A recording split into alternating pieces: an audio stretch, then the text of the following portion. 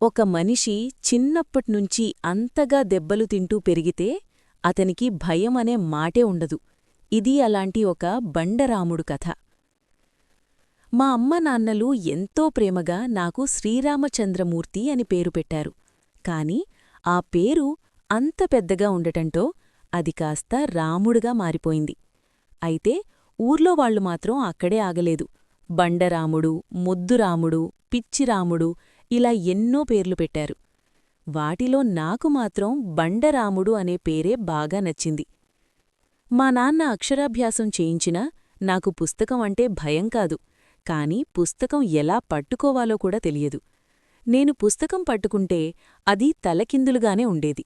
దాంతో మా నాన్న మొట్టికాయలు, అమ్మ తిట్లు, ఊర్లో వాళ్ల ఫిర్యాదులు, అందరి దగ్గర దెబ్బలు తినీ తినీ నా ఒళ్ళు మొద్దుబారిపోయింది.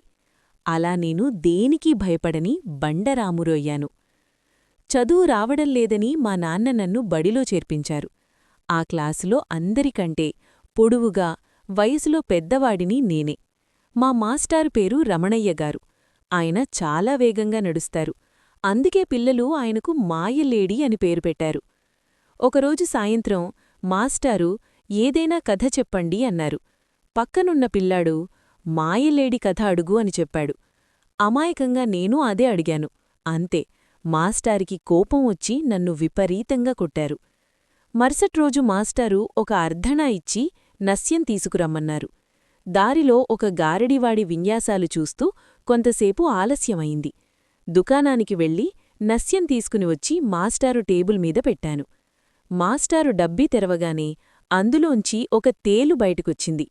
నిజానికది తేలు బొమ్మ, కాని అది చూసి క్లాసంతా నవ్వేసింది. మాస్టారు కోప్పడతారని భయపడి మళ్లీ నస్యం తెస్తానని పరుగెత్తాను.